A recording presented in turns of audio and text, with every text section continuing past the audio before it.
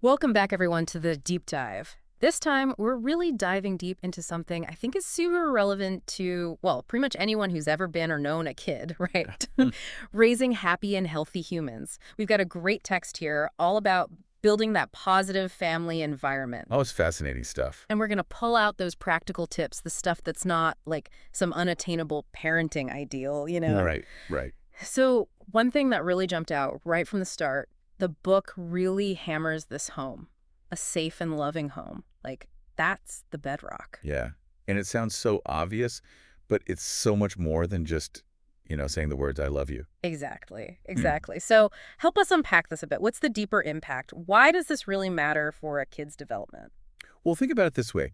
When they consistently feel safe and loved, they develop this thing, resilience, emotional resilience, the psychologists call it. Resilience. It's like they're building up this inner strength that lets them face challenges. Yeah. So, it's almost like they know they've got this secure base. So, they're more willing to go out there, explore the world, take a few risks. Exactly, yeah. They're more likely to try new things, and then if things go wrong, which, let's face it, they will, they bounce back easier. They bounce back. Makes sense. So it's not just about feeling good in the moment. It's like you're equipping them to handle whatever life is going to throw at them. Absolutely.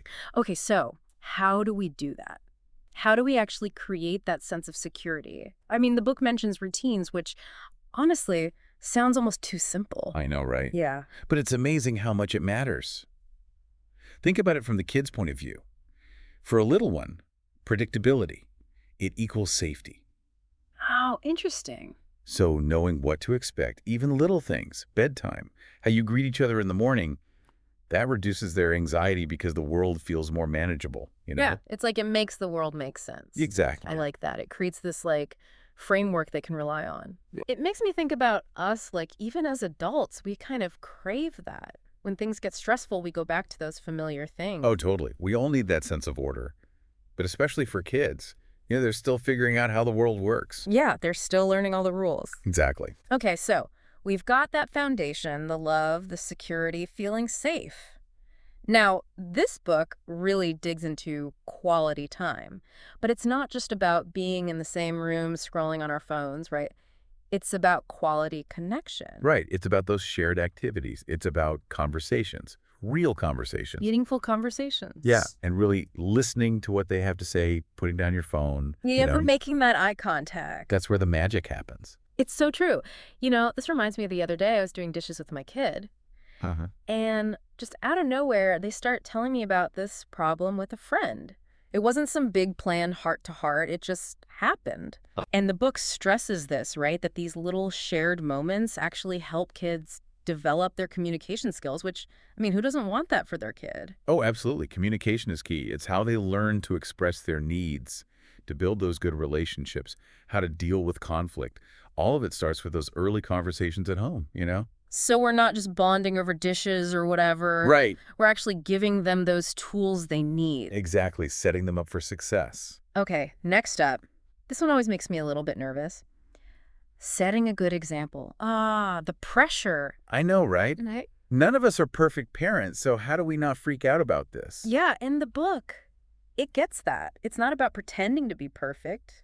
Kids can spot that a mile away. Oh, they know. What matters is showing them how to deal with their own emotions in a healthy way.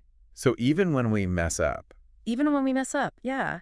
Like if you're frustrated and you yell and slam doors, right? well, guess what they're going to learn? Yeah, that's how you deal with frustration. But if you take a breath, try to talk calmly, maybe even apologize later if you overreacted. Oh, that's a good one. You're teaching them how to cope. It's so true. So it's less about being this perfect parent and more about being real, Yes. showing them that, hey, we're all works in progress. And we're trying. We're trying to get better. We're trying. Yeah, that's the message. I like that.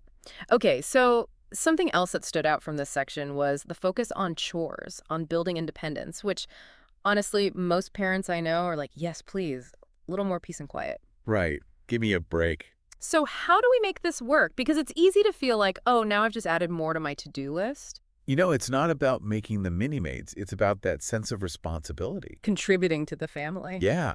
And honestly, it builds their sense of agency too, which is huge developmentally. What do you mean by agency? Well, there was this study, it was in the Journal of Child Development, And they found that even tiny choices like what to wear, what snack to have, it actually boosted the kids' confidence. Interesting. They felt empowered, you know? They felt like their opinion mattered. Exactly. And they start to learn about consequences, good and bad. So it's not about control, it's about giving them the tools to make good choices. That's it. I like it. Okay, let's talk about something I think a lot of us are thinking about these days. Mental wellness, taking care of our kids' emotional well-being. How do we actually do that? Well, a lot of it starts with acknowledging their feelings, you know, All of them. even the ones that drive you crazy. In negative ones, Yeah, too. especially those. Because it's so easy to be like, oh, you're being dramatic, or don't be such a baby. Right, but when we do that, we're telling them those feelings aren't important.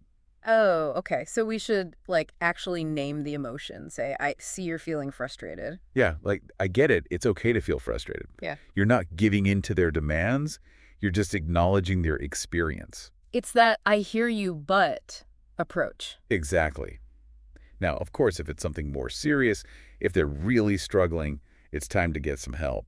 Talk to a professional. Yeah. And remember, seeking help, that's not a failure. It's actually a really strong thing to do. It's getting them and us the support we need. Exactly. It shows we care enough to get them the best support possible. It really does. And speaking of support, I love how this book talks about, like, nurturing a love of learning. Yeah. And it's not just about, grades and test scores. It's about that natural curiosity, right? Mhm. Remember when they were little and it was why, why, all the time? Oh, yeah, the why phase. Exhausting, but that's their minds at work wanting to learn. So instead of getting annoyed, we can actually use those moments. Oh, totally. Turn everyday stuff into learning. Give us some examples. What does that look like? Okay, so you're at the grocery store, right? Yeah. Ask them to help you compare prices. Which cereal is the best deal? Or you're cooking dinner? Talk about where the food comes from. I love that. It's like bringing those lessons to life. Exactly. It's not just something you read in a book. It's real. And it can be fun, too. I'm thinking back to my own childhood, some of my best memories. It's when my parents took the time to explain things to me, That's so special. And it really sets them up to be lifelong learners, to see the world as this, like, exciting place to explore. I love that. Okay, switching gears a bit, let's talk about relationships. Yeah. And not just, like, the romantic kind, but all kinds of relationships. Yeah. This book is big on teaching kids how to navigate that whole social world, resolving conflicts, building healthy connections. Why is that so crucial? Especially when they're young. It's the foundation, isn't it? Those early relationships. Oh, You're yeah. learning about empathy, how to communicate, respect, all those things. You need to have good relationships as an adult, It's so important. And it's not just about getting along with their friends at school. The book talks a lot about sibling relationships, too, which can be, Oh, a whole other ballgame. right, complicated. Totally. But here's something super interesting. Studies show that how siblings learn to work out their conflicts, all those fights over toys and stuff. Uh-huh. That actually predicts how well they'll handle relationships as grown-ups. Seriously. So all that bickering actually has a purpose. It's like a training ground. Wow. Of course, you got to teach them to be respectful, even when they're mad.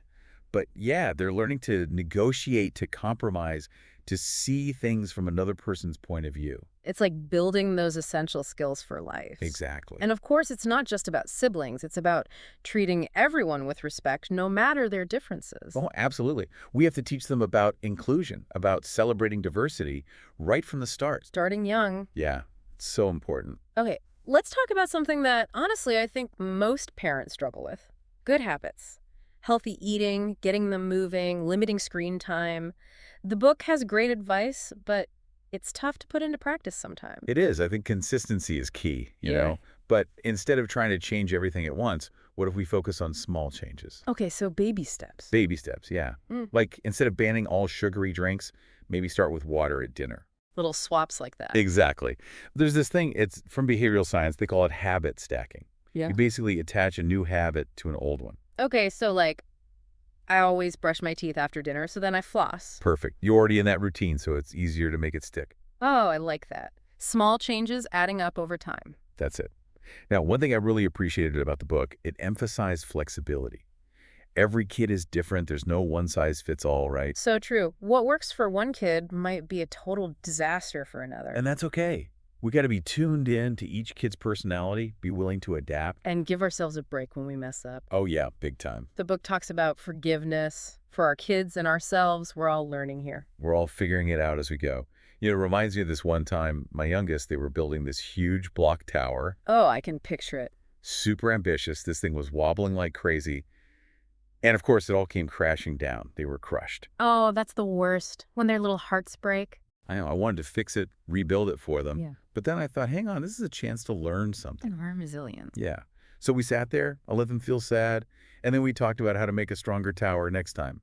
Oh, I love that. Even the best builders mess up. It's part of learning. What a great example of taking what could have been a parenting fail and turning it into a learning moment. Right.